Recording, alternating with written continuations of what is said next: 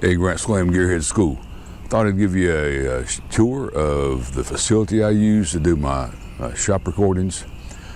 This is a business that I started 43 years ago. I built it at a 20-year point. I sold it to my first two employees. They still own the business. I moved it 3 times. So this facility is its final resting place for all practical purposes. This is 3 acres of land in Greensboro, North Carolina. I think I'm buying a 10,000 square foot shop. We'll look at the shop, and it's like 18 bays, pure Honda. So it can be done, and it's a very successful business model. So let's take a look. I'll go take you for a tour.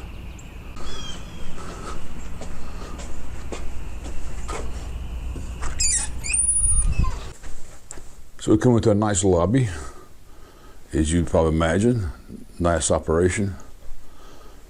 This is where they do the initial write-ups. We dabble some in racing, some SCCA racing, a lot of solo, where you run autocross, run against the clock. Probably a little bit of a glare is a Honda Civic I built, I don't know, a long time ago. Hand built the car. This was a very, very wicked car. I get the glare off. That's me and Terry. Terry's in the red. Terry's one of the co-owners now. He was my first employee. And like I say, him and Ray own this business.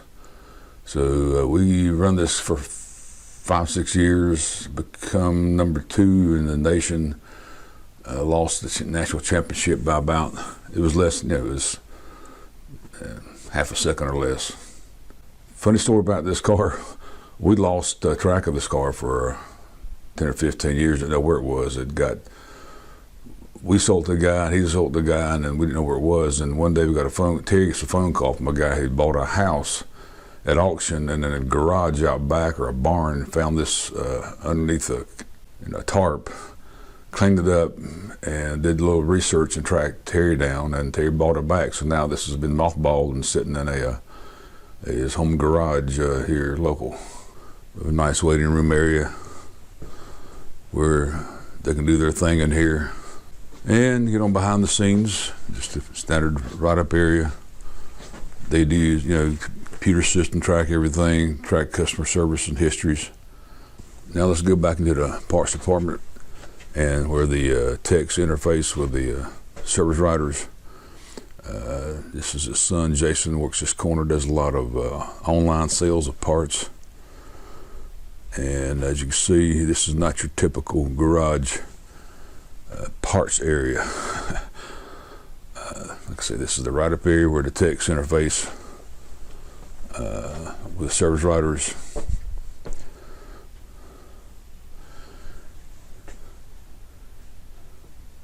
As you walk down through here, I want you to notice there's a lot of factory Honda parts. When you run a specialty shop, you're not compared against all the other garages in town. You're compared against a dealer. So when you step up, you got to put your big boy pants on. And like this aisle right here, all these boxes of red labels. This is OEM Honda parts. Is it the cheapest part? No.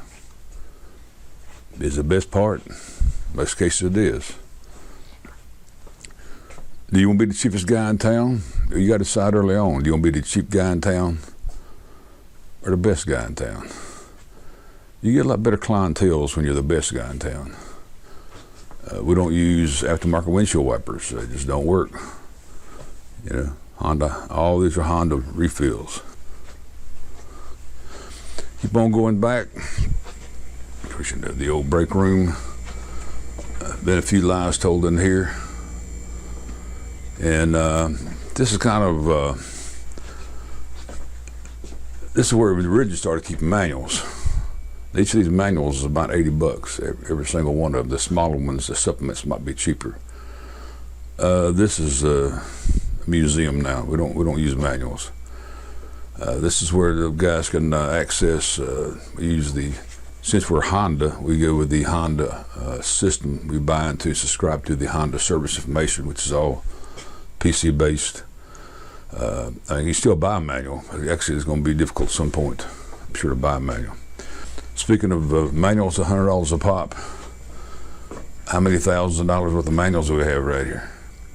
Here again, if you're advertise yourself as the Honda person, you need to have the Honda manual.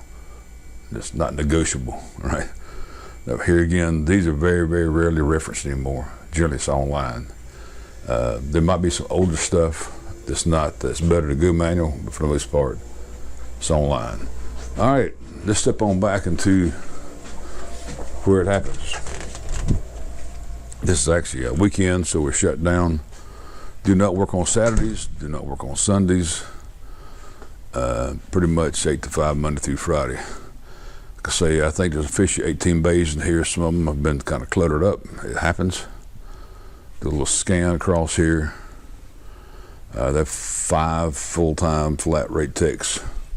A couple of these guys are so good, they give them 2 bays. It's cheaper to give a guy 2 bays and let him rock and roll than to hire 2 people. This is actually one of the guys that works here. It's kind of a perk. He gets to have a bay for his race car. Jim's been here a long time, and right now it works, so he gets to works not too much actually. He punches out work, and then he rolls up here and starts working on his car. This is a January, right up February, and we're getting ready. He's getting ready for race season. SEC is amateur racing, doesn't pay money.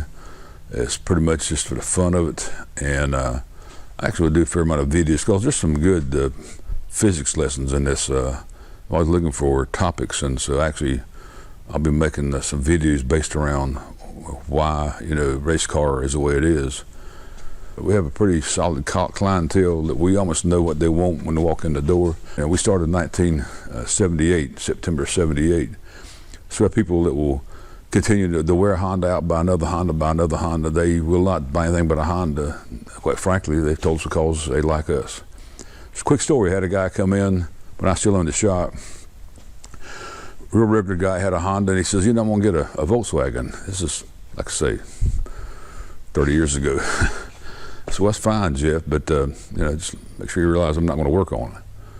And he couldn't believe this. Oh, you will? I said, no, I won't. So he can be bopping in one day with his Volkswagen, brand new Volkswagen, want an oil change. I said, Jeff, I told you before you bought the thing I wasn't going to work on it because, we focus on one thing, and that's Honda. It's the best Honda guy in town. So he's a little disappointed. He left and come back a week later, and he took a beating. Like $1,000 worth of beating. He sold his 3-month-old brand new Volkswagen and bought a Honda. So if you want to just work on one car and be the best on that, it can happen, but you got to be nerves of steel. You can't flinch. Here's where I shoot a lot of shop-related videos where I just want to have a shop environment in the background. This is a roll-around toolbox that I bought. It's El Cheapo. It's a Husky. Bought like a Harbor Freight for $275 or something. What's perfect is everything that I need that you're seeing here. This drummer's throne that comes apart and folds up. All the lighting, drop cords, all my stuff, tripod, everything goes into here. To roll back in that corner over there and throw a tarp on it, and bring my Pelican Case. This particular one is this model 1535. You can fly with this. You can take this on as a carry-on. This I try to put all my GoPro stuff, mounts, audio stuff, multiple microphones in here, even shotgun mics. So I can grab this and go to an autocross or SEC race or going to go, and I can grab this and walk out the door and I'm ready to go. All right. Nice thing about here, like I say, we're on 3 acres of land. This is my trailer that I use to do mobile training and go to trade shows. This is all set up with a 10x10 tent, an e-bike. I've got 40-inch monitor. This is all self-contained with onboard power system powered by a deep cell 1,000 amp hour battery. So I can take this to a outdoor car event and literally do training classes. A large part of what I do is promote the industry and try to get kids to go to school in automotive. So if you're in when 150 miles of Greensboro, North Carolina. You got a group of guys in the backyard. You got the Cub Scouts. You've got any situation. If you want some gearheads, to hear about the industry, I'll be glad to show up. We can talk to them about the industry. That's a big part of what I do. It's almost like a ministry level to me. I'm big on that. So if I can help you, give me a call. Bye.